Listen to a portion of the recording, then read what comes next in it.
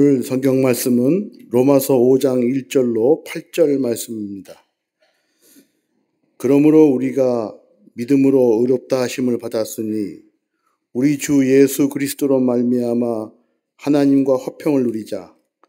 또한 그로 말미암아 우리가 믿음으로 서 있는 이 은혜에 들어감을 얻었으며 하나님의 영광을 바라고 즐거워하느니라. 다만 이뿐 아니라 우리가 환난 중에도 즐거워하나니 이는 환난은 인내를, 인내는 연단을, 연단은 소망을 이루는 줄 알미로다. 소망이 우리를 부끄럽게 하지 아니함은 우리에게 주신 성령으로 말미암아 하나님의 사랑이 우리 마음에 부은 바 됨이니 우리가 아직 연약할 때에 기약대로 그리스도께서 경건하지 않은 자를 위하여 죽으셨도다. 의인을 위하여 죽는 자가 쉽지 않고 선인을 위하여 용감히 죽는 자가 혹 있거니와 우리가 아직 죄인 되었을 때 그리스도께서 우리를 위하여 죽으심으로 하나님께서 우리에 대한 자기의 사랑을 확증하셨느니라. 아멘.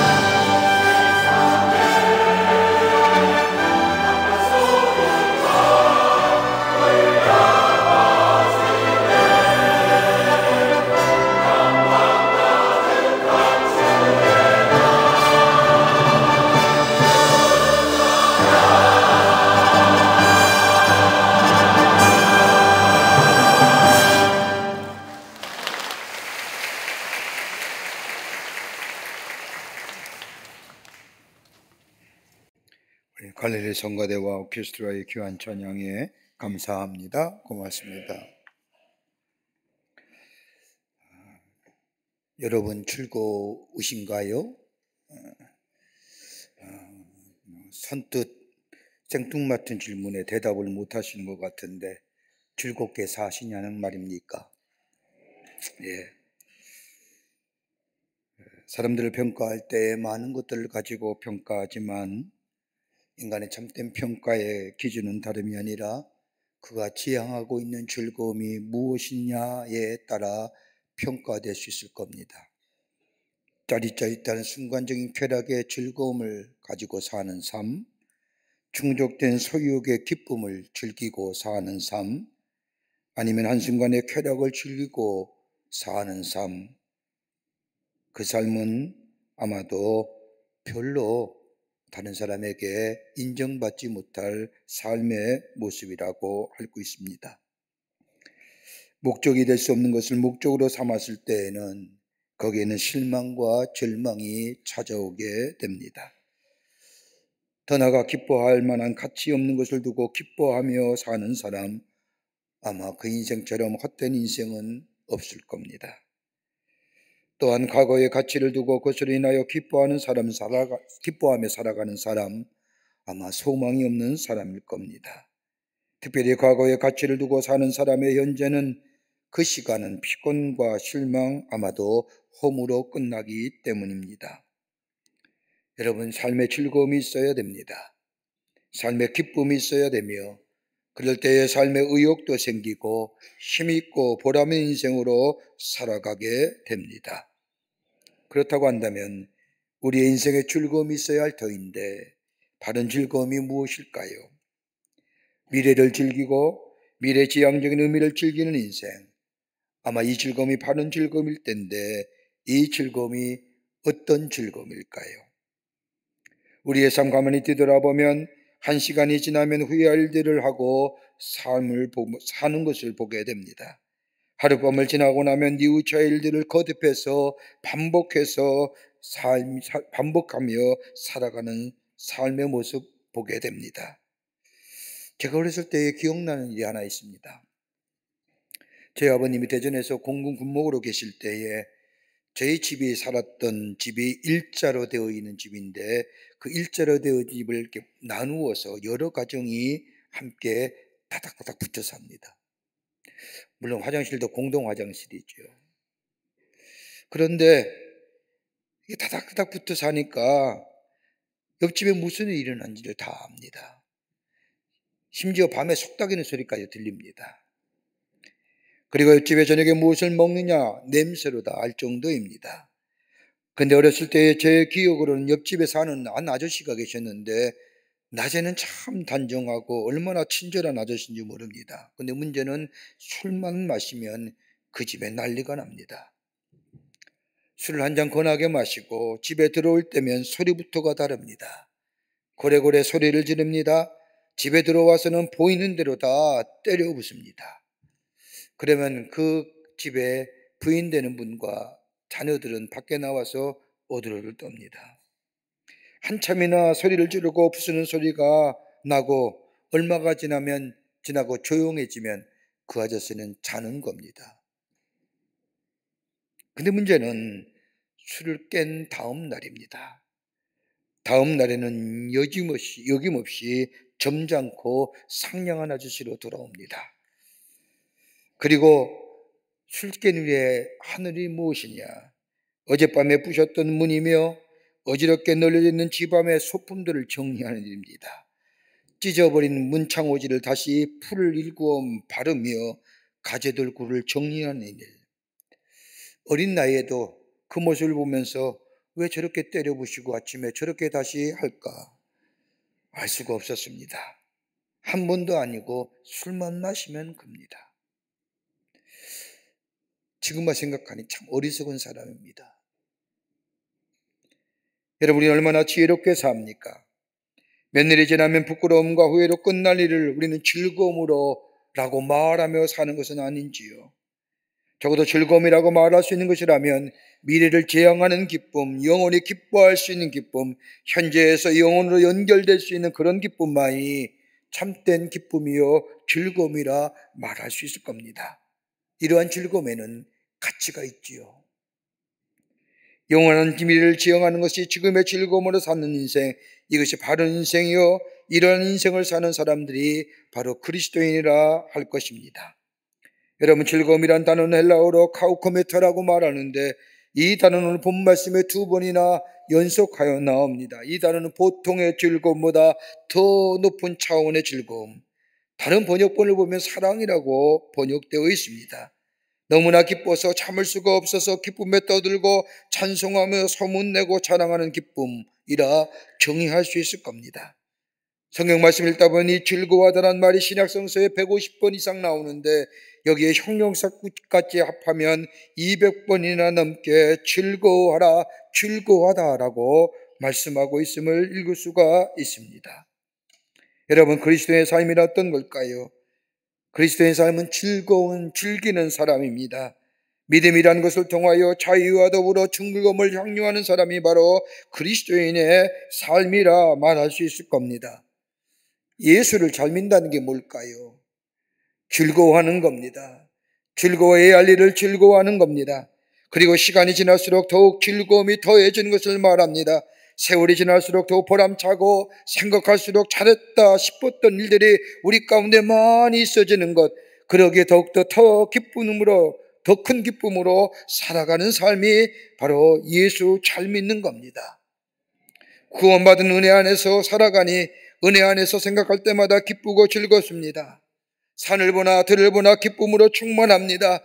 푸른 길을 보더라도 들에 낀 꽃을 보더라도 아름답고 즐겁습니다. 그러기에 입에서 찬송의 소리가 울려 퍼집니다. 이게 바로 즐거운 인생일 겁니다. 여러분, 세상을 떠날 때 어떤 찬송을 불러달라고 부탁하고 싶습니까? 제가 아는 분은 세상을 떠날 때에 임종을 지키기 위해서 가족과 함께 성도들이 함께 모여 있는데 그분이 정신이 좀 있을 때에 그 임종을 지켜보기 위해서 모여진 분들에게 이렇게 부탁합니다. 나 이 세상의 마지막 길에 주님의 세계는 참 아름다우란 노래 불러달라는 거예요. 참 아름다우라 주님의 세계는. 다가올 주님의 세계를 바라보며 땅의 미련 가지고 땅의 안타까움을 가지고 끝나는 것이 아니라 다가올 미래에 하나님의 약속인 저 주님의 아름다운 세계를 바라보며 그 아름다운 세계를 찬양하며 임종을 맞이했다고 합니다. 얼마나 많이 봉사했느냐, 얼마나 많이 헌신했느냐, 얼마나 많이 기도했느냐, 얼마나 많이 말씀을 연구했느냐, 이것이 우리의 믿음의 가늠자가 될지는 모르지만 참된 믿음의 수준은 그가 얼만큼 기뻐하며 즐거운 인생을 이 땅에서 살아갔느냐, 정말로 참된 기쁨을 누리고 사느냐. 오늘 본문의 말씀은 로마에 있는 그리스도인들에게 바울은 그리스도의 즐거움에 대하여 말씀합니다. 무엇을 즐거워해야 하는지, 그 즐거움이 어디에 있는지를 아주 논리적이면서도 체계적으로 말씀할 뿐만 아니라 특별히 신학적 관점에서 그리스도인의 즐거움이 어디에 있느냐, 이거는 지워지지 않는 원초적인 그리스도인의 즐거움일진데 라고 하며 우리에게 말씀하고 계십니다. 참 즐거운 인생으로, 내 안에 기쁨이 충만한 인생으로, 내 주변의 여건과 환경에 의하여 내 기쁨과 내 즐거움이 좌우되는 것이 아니라 내 안에 빼앗길 수 없는 참된 즐거움, 참된 기쁨으로 살아가는 삶의 모습 어디에 있을까요? 오늘 본문의 말씀을 통해서 함께 말씀을 나누며 은혜 받기를 원합니다. 첫째는 그리스도인의 즐거움은 다른 것이 아니라 의롭다함에 있다는 겁니다. 오늘 본문 5장 1절 말씀을 보십시오. 그러므로 우리가 믿음으로 의롭다 하심을 받았으니 우리가 주 예수 그리스도로 말미암아 하나님과 화평을 누리자라고 말씀합니다. 그리스도인의 즐거움이란 본절에 바울에 의하면 의에 있다고 얘기합니다. 여러분, 예수를 안 믿는 일반의 사람들도 저들의 최고의 감신사는요, 의로운 거예요. 이성이 있고 내 안에 양심이라는 것이 있으면요, 인생의 여정을 살면서 가장 관심 있는 게 뭐냐? 내가 어떻게 하면 참다운 의로운 인생을 살 수 있을까? 의롭던 인간으로 살아갈 수 있을까? 여러분, 예수 안 믿는 사람도 관심이 있어요. 그러기에 오늘 본문의 말씀에 얘기하면 기쁨조차도 의로움에 있다는 겁니다. 여러분, 불의를 통하여 기쁨을 얻으려 가는 것, 이거는 불의가 아니라 더 나아가 악한 것이요 악마적인 것입니다. 여러분, 의로움에 대한 기쁨이 있습니다. 무엇보다도 중요한 것이 있다고 하면 의의 문제입니다. 욕망의 충족은 중요하지가 않습니다. 문제는 의로움입니다. 의로움과 선함이 내 안에 있느냐, 그로 인하여 내 안에 기쁨의 근거가 되느냐, 그러기에 의를 추구하는 마음, 의가 이루어지게 되는 것에 대한 기쁨, 여러분, 이것이 아니고는 아무리 좋은 여건이나 환경에 있다 할지라도 거기는 인생의 삶이 불행할 수밖에 없습니다. 얼마나 벌었느냐가 아닙니다. 얼마나 의로웠느냐가 아닙니다. 이것이 내 안에 기쁨과 즐거움을 결정하는 것이 아닙니다. 내 안에 얼마나 의로움이 내 안에 있느냐. 비록 가난하게 산다 할지라도, 내가 여유가 없다 할지라도 내 안에 의로움이 있다고 한다면 거기에 기쁨이 있고 거기에 즐거움이 있는 겁니다. 근데 오늘 본문의 말씀에 보면 그리스도인이 갖는 의로움이 어떤 것이냐. 오늘 5장 1절 말씀을 보면 우리가 믿음으로 의롭다 하심을 받았으니, 여러분, 그리스도인이 가지는 의로움이라는 것은 내 의지나 내 공로나 내 능력이 아니라 위로부터 내주시는 하나님의 의로움이 덧입혀지는데, 그 의로움은 다른 것이 아니라 믿음을 가질 때, 어떤 믿음이요? 예수가 나의 구원해주고 내 죄를 사해 주시기 위해서 십자가에 죽으셨다는 사실을 내가 믿게 될 때에 하나님의 의로움이 나를 덧입혀줘 나를 의로운 존재로 만들어준다는 겁니다. 이게 의로운 거예요. 쉽게 말하자면 하나님과의 바른 관계가 되어 있을 때에 우리 안에 구원의 즐거움이 있습니다. 구원의 즐거움이 우리 안에 평화로 나타나게 됩니다. 이 평화가 내 안에 참된 기쁨으로, 참된 즐거움으로 자리매김한다는 겁니다. 여러분, 가만히 보십시오. 인간이 죄인이라서 죄를 짓는 것이 아니라 우리 안에 죄성이 있어서 죄 짓는 겁니다. 그러기 죄의 문제가 해결되지 않고는 내 안에 평화 속에 누리는 즐거움과 기쁨이 내 안에 없습니다. 여러분, 지구촌에 얼마나 많은 전쟁들이 일어납니까? 지금도 포성이 들려오는 저 우크라이나 러시아의 전쟁이나 이스라엘이나 저 하마스의 전쟁, 여러분 가만히 보십시오. 인류의 전쟁의 역사를 연구했던 역사학자들에 의하면 전쟁의 원인을 무슨 어떤 국제적이고 분쟁, 이 문제가 아닙니다. 인간의 내면성에서 문제를 찾습니다. 하나가 뭐냐, 다름이 아니라 이기적인 마음이라는 거예요. 나만 생각하는 마음. 또 하나는 소유욕의 발로라는 거예요. 더 많이 갖고자 하는 것. 상대방을 존중하고 인정하는 것이 아니라 내 것에 대하여 있음에도 불구하고 상대방을 더 빼앗아야만이 내가 더 풍족하다가 이 소유욕의 발로입니다. 또 하나 있다고 한다면 자기의 강함을 나타내고자 하는 과시욕이에요. 국제적인 관계 속에서 이게 아니라는 겁니다. 성경의 말씀에 근거하면 엄밀하게 내면의 인간의 죄성으로 인하여 분쟁이 일어나고 전쟁이 일어나는 거예요. 이 내적인 죄의 문제가 해결되지 않고는 평화가 있을 수 없다는 겁니다. 여러분, 가만히 보십시오. 이래 인간의 삶도 마찬가지 아닙니까? 내 안에 죄의 문제가 해결되지 않고는 내 안에 참된 평화가 없지 않습니까? 내 안에 이 죄의 문제. 그런데 우리 예수님이 이 땅에 오셔서 우리의 죄를 해결해 주셨습니다. 하나님의 자녀라 일컬음 주셨습니다. 하나님의 의로움으로 덧입혀 주셨습니다. 이로 인하여 의로운 존재가 되었습니다. 그 결과 나 스스로가 화평하고, 더 나아가 하나님과 화평하고, 더 나아가 이웃과 화평합니다. 그러기 오늘 본문의 말씀에 예수 그리스도로 말미암아 하나님과 화평을 누리자라고 말씀하는 겁니다. 믿음으로 하나님의 의를 내가 수용하게 될 때에 내 안에 의롭다 하심을 통하여 하나님과의 화목의 관계를 통하여 하나님의 의로움이 내 안에 덧입혀질 때에 죄의 문제가 해결되고, 내가 죄성의 문제는 있지만 나의 안에 하나님의 의로움이 덧입혀지기에 나를 이끌어주시는 하나님의 놀라운 역사이심이 있기에 내 안에 화평함이 있습니다. 내 안에 그로 인하여 즐거움과 기쁨이 있습니다. 이것이 바로 그리스도인이 갖는 원초적인 즐거움입니다. 이 즐거움이 있느냐 말입니다. 하나님의 사랑과 하나님의 의로움이 부음받은 가운데서 하나님과 화목하는 자, 죄의 문제가 해결되어 하나님의 의로움이 내 안에 덧입혀질 때에 그 안에 평화가 임하며 그 평화의 속에 누리는 기쁨과 즐거움이 우리 가운데 있게 되는 줄 믿습니다. 하나님과 화목하는 겁니다.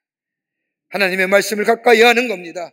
하나님과 인격적 관계 속에서 하나님이 나의 하나님이 됨을 고백하며 사는 겁니다.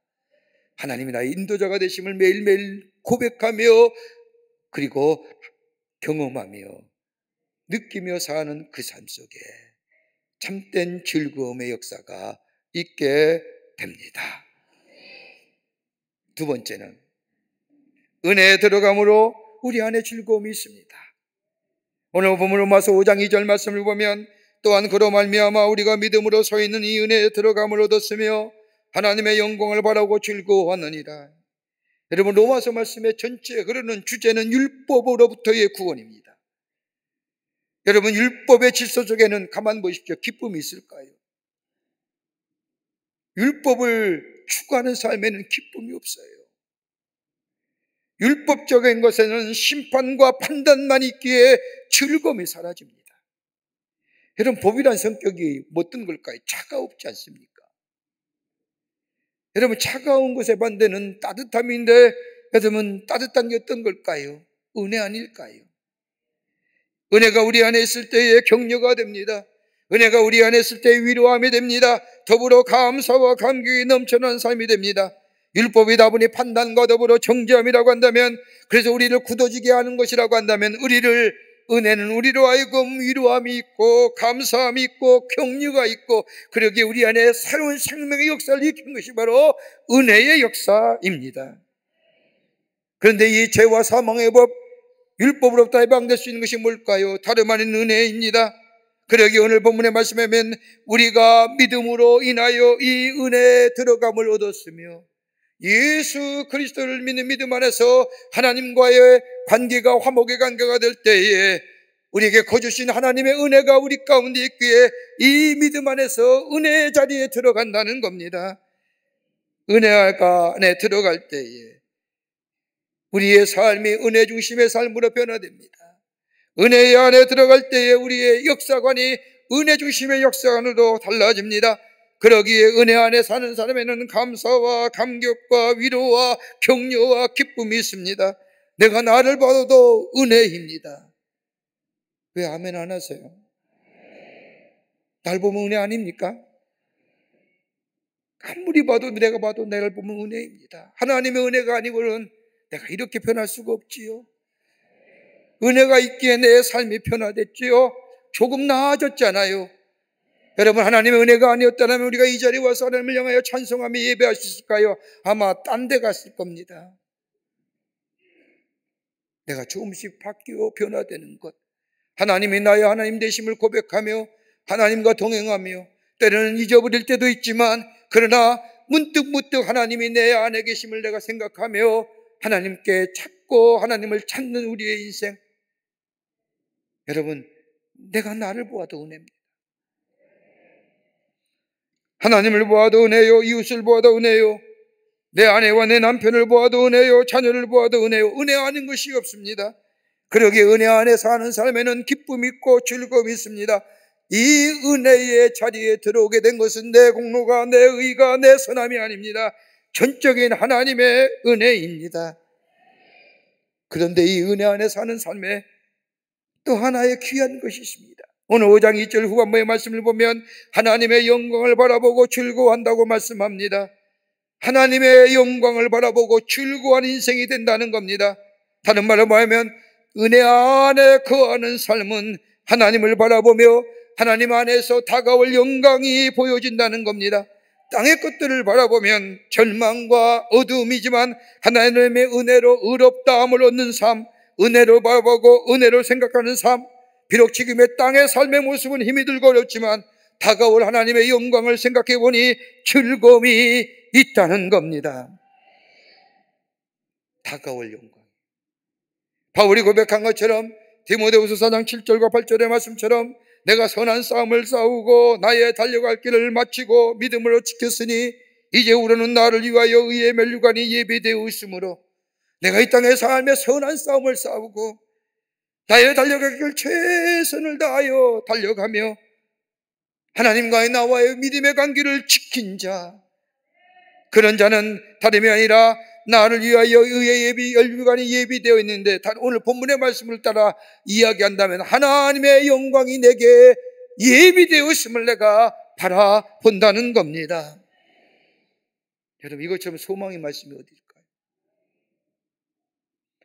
여러분, 사도행전 7장의 말씀을 보면 스데반의 순교의 이야기가 나옵니다.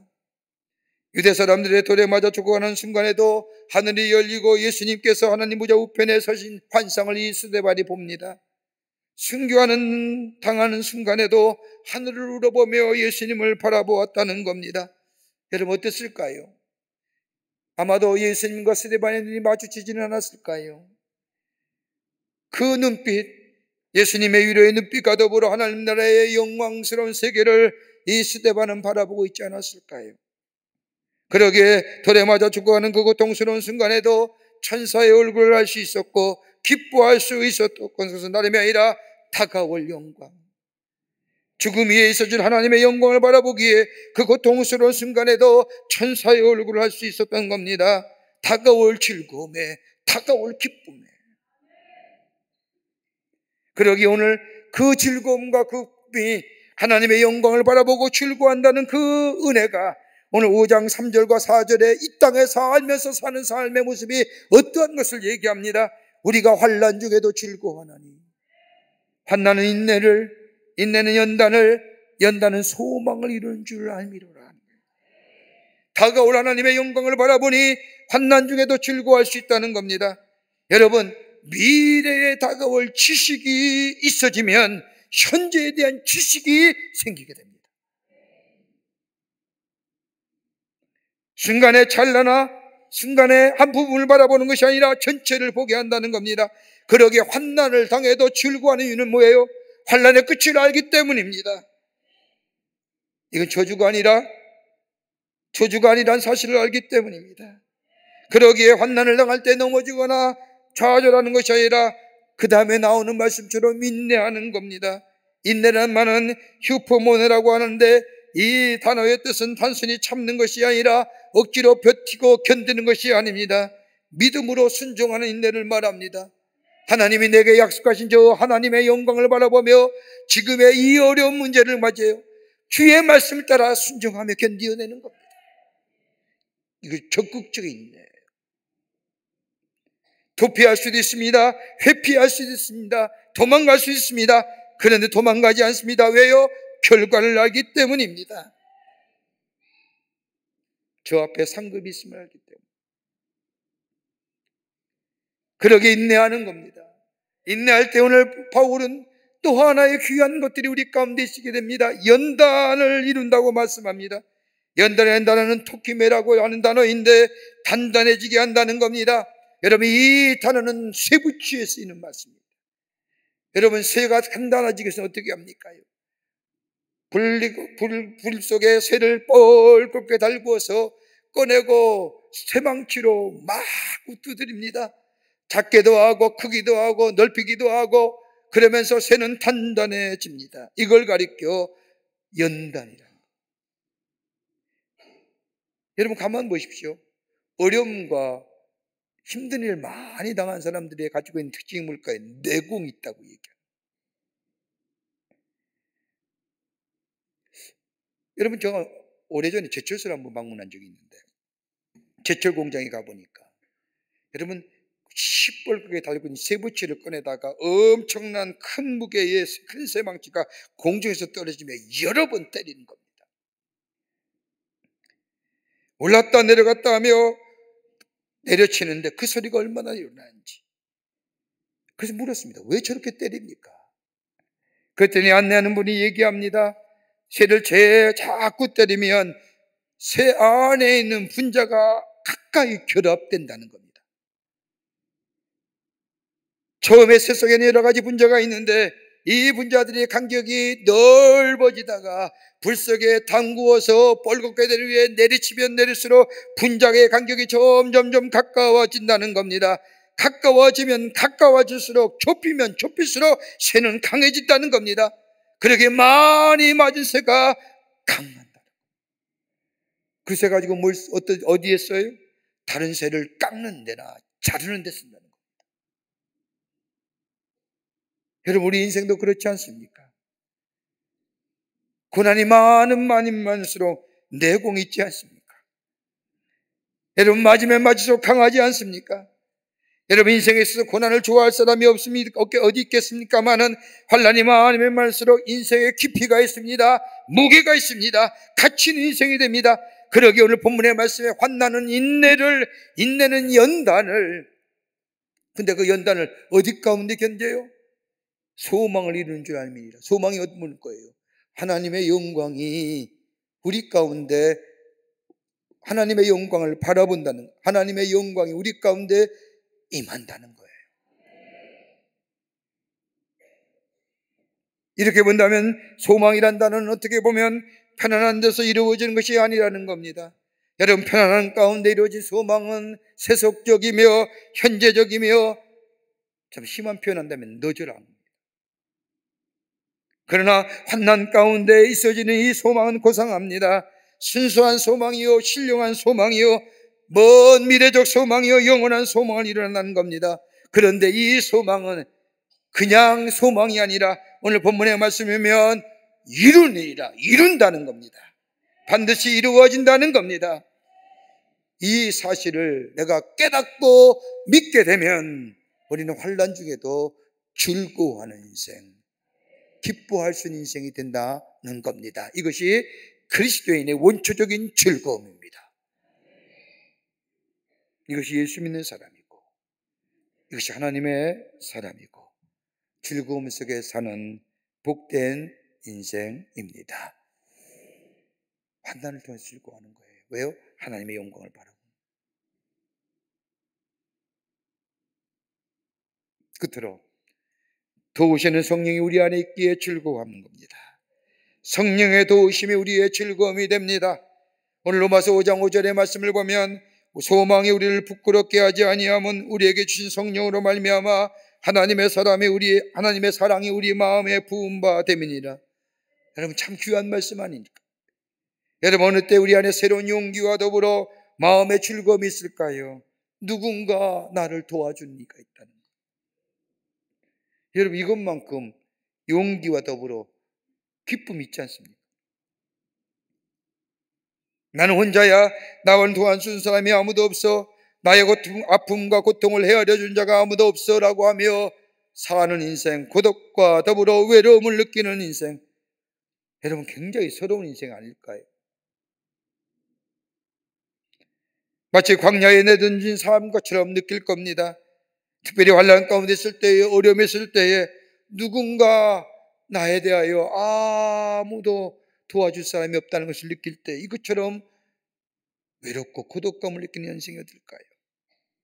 그런데 오늘 본문의 말씀을 보면 우리가 환난을 당할 때에, 인내할 때에, 연단당할 때에 우리만 내버려 두는 것이 아니라 성령이 우리를 도우신다는 겁니다.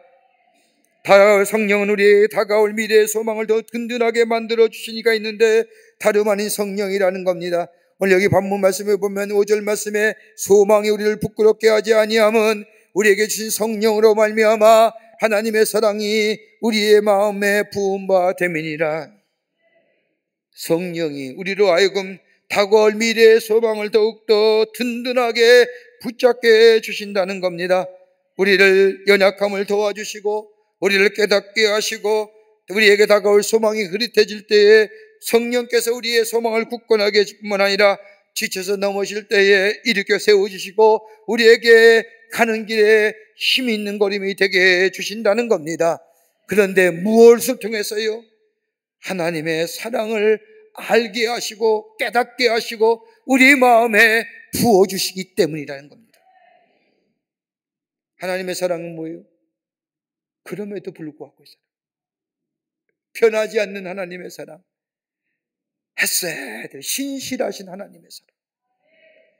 내가 무슨 일을 했고 어떤 일을 해도 그 하나님의 사랑은 변하지 않는 신실하신 사랑, 우리의 그 사랑을 부어주심으로 인하여 하나님의 사랑이 나를 향한 하나님의 사랑이 어떤 것인가를 깨닫게 해주신다는 겁니다.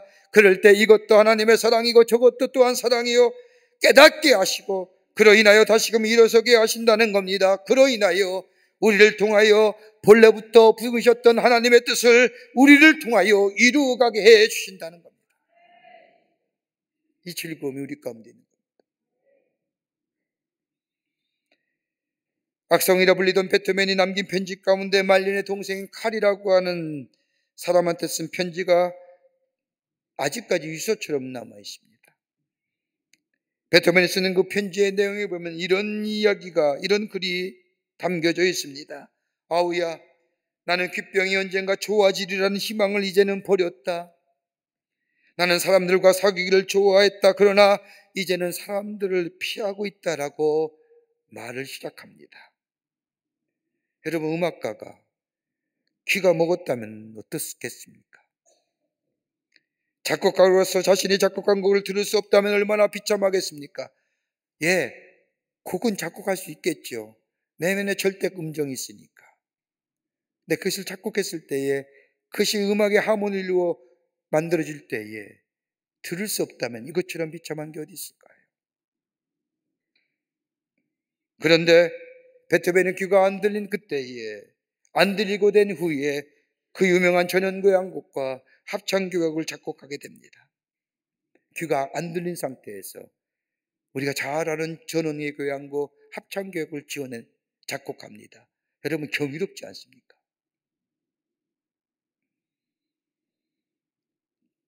그 귀가 들리지 않는 그 가운데 그 음악을 들으면 그 안에 빛이 있습니다. 밝음이 있습니다. 이러한 베토벤이 동생에게 마지막 쓴 편지의 말미에 이렇게 적고 있습니다. 인생은 괴로움의 연속이다. 그러나 그 괴로움 속에서만 기쁨이 태어난다. 우리는 그것을 얻기 위하여 꾸준히 끊임없이 싸워야 한다.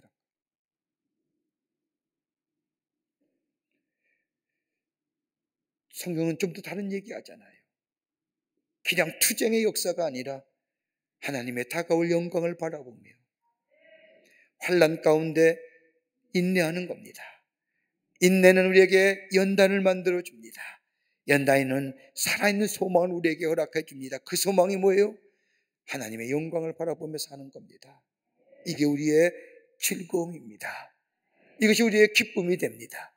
그럴 때 그리스도인의 삶은 삶의 자세가 달라지고요, 언어가 달라지고요, 얼굴빛이 달라지고 삶을 대하는 태도가 달라지는 겁니다.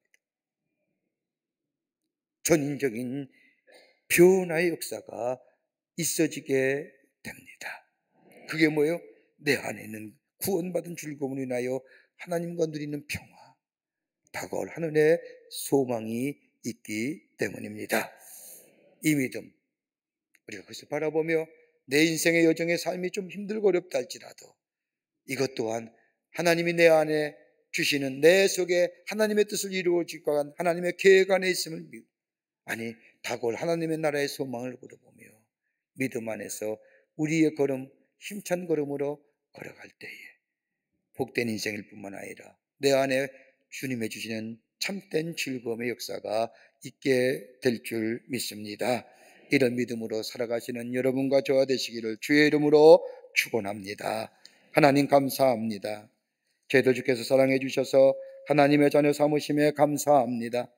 우리 안에 은혜가 있고 감사가 있고 기쁨이 있고 또 하나님의 의로움이 우리를 덧입혀 주심에 감사합니다.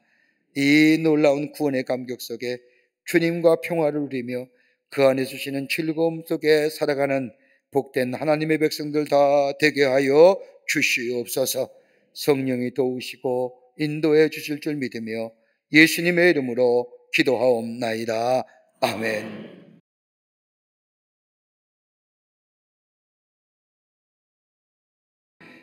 지금은 우리 주 예수 그리스도의 크신 은혜와 하나님 아버지의 한량없으신 사랑하심과 성령님의 인도하심과 교통하심과 동행하심이 거룩한 주의 날 주의 전에 올라와 하나님 앞에 예배하며 주신 말씀 가슴에 새기며 저 세상의 즐거움으로 낙을 쌓는 것이 아니라 주의 주시는 참된 기쁨 안에 하나님의 영광을 바라보며 즐거운 인생으로 살아가기로 새롭게 결단하며 저 세상을 향하여 나아가는 우리 모든 사랑하는 광림의 권속들과 영상을 통하여 예배한 하나님 나라의 거룩한 백성들 머리머리 위에 주께서 지금으로부터 영원토록 함께 하시기를 간절히 축원하옵나이다. 아멘. 조실